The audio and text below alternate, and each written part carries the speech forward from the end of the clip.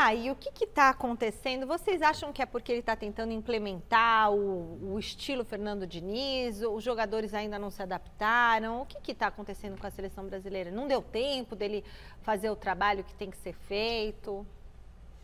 Olha, sinceramente, eu penso que o Fernando Diniz, ele está com dificuldade de colocar o que ele pensa de futebol. A gente já comentava isso, na seleção você tem muito menos tempo de treinamento e para executar o que o Fernando Diniz gosta, a maneira como ele gosta de jogar, você precisa necessariamente de tempo de treinamento.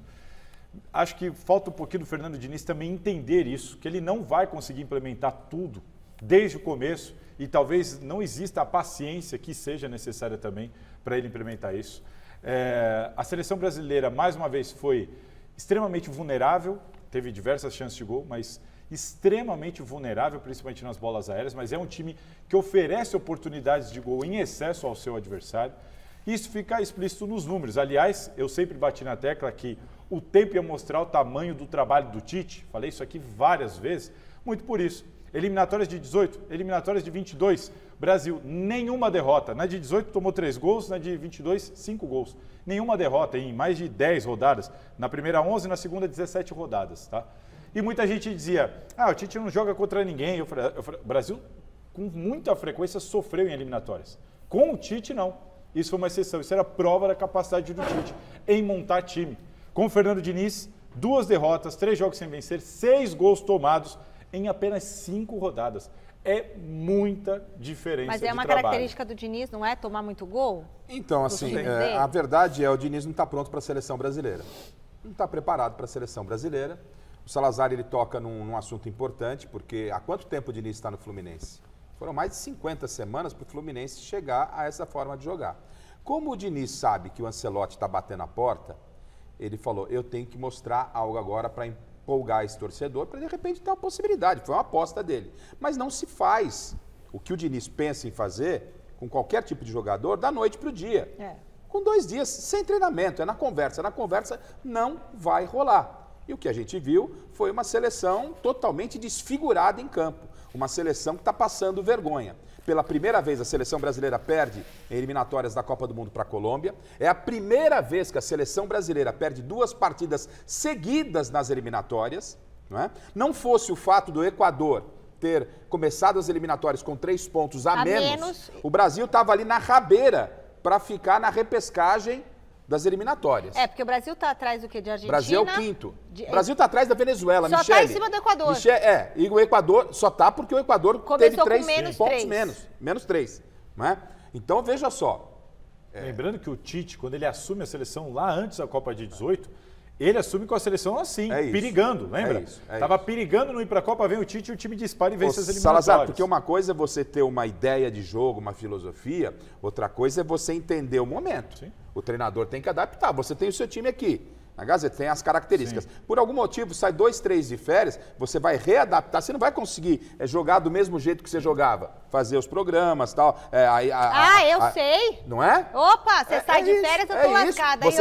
Você não tem que adaptar várias situações? Nossa, eu e Marcinha. E isso é no futebol a mesma coisa. Então, o Diniz, um beijo. Ele não tendo tempo. Nossa secretária. Ele quer jogar da mesma maneira que ele joga quando ele tem tempo para treinar. Só que com 2 dias não dá. Então, e aí o treinador tem que ter a experiência, a sabedoria de ter um plano B, de entender, olhar para a tabela. Tem que entender como eles estão acostumados a jogar. E outra coisa, não dá, eu não aceito, esse respeito, mas não aceito o Diniz.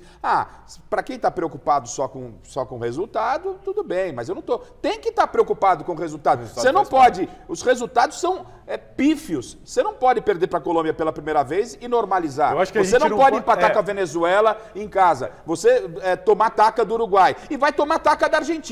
São 3 jogos seguidos sem vencer. Eu acho que não dá para levar para os 2 extremos. Eu entendo o Diniz, porque realmente nós vivemos um momento, uma era de muito ódio e tudo mais, aquela coisa do ame ou odeio. Eu concordo com ele, porque muitas vezes há um exagero. Alguém perde e pronto, já é demonizado. Concordo que isso existe e está errado. Só que também não dá para ser do jeito que ele quer, assim, de... o resultado não a vida inteira e tá tudo bem. Vamos esperar que vai ter competitivo. E futebol é resultado, ainda mais seleção brasileira. Todo mundo quer vencer. É Copa do Mundo, gente. É Copa do Mundo. Não dá. O Diniz, ele é treinador da seleção brasileira e terá que ser e vai ser cobrado como tal. Isso. Ponto. E aí é uma questão de cobrar mais o técnico do que os jogadores. Eu não sei. Eu acho que o Brasil tem um problemaço com esse time, com esses jogadores. Eu sou muito a favor de uma mudança grande. A safra é fraca. A safra é fraca. Eu sou muito a favor de uma mudança considerável. Rapidinho. Essa imagem é linda, viu, Fini? Rapidinho. Mostrou ali o torcedor na arquibancada comemorando o gol. É o pai do Luiz Dias, que estava sequestrado.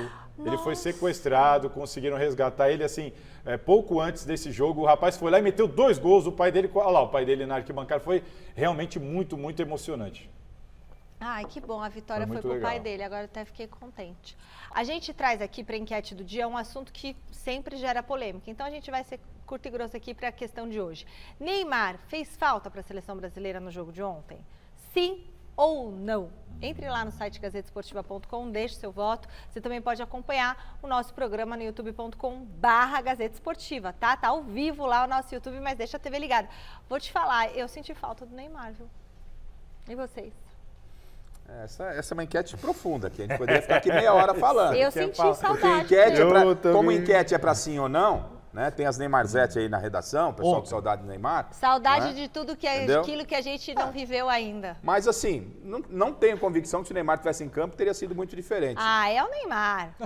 Nos outros jogos ele estava. Mas ele ia fazer um gol. Contra a Colômbia ele ia fazer um gol. Para mim não fez falta, não. Para mim também não. Eu até entendo assim... complicado, fazer falta. Eu acho que o Brasil ainda não tem alguém que produza o que o Neymar já produziu ou produz com a camisa da seleção brasileira. Então faz falta. Só que eu entendo que o Brasil precisa virar essa página. O Brasil precisa andar sem as pernas do Neymar. E as novas pernas não são as do Endrick. Esse é um caso. Não são. Esse é um caso, mas o momento eu falei ontem aqui, o momento da seleção é tão sofrível, porque a mídia, né, todo mundo clamando, será que o Endrick vai? O torcedor, gente, é um garoto de 17 anos, não pode jogar todo esse peso nas costas dele. E quando o foco vai para o Endrick como salvador da pátria, demonstra exatamente o que aconteceu ontem. O 2-1 para a Colômbia. O Endrick há 2 meses... Há 2 meses aí atrás, o Abel não colocava ele como titular porque tinha dúvidas sobre ele. Então, assim, tende a ser... E a crítica não é a ele. Sim, claro que não. O Endrick tende a ser um baita jogador importante para o Corinthians, para a seleção brasileira. Mas calma, não é ele não é o salvador da pátria, não.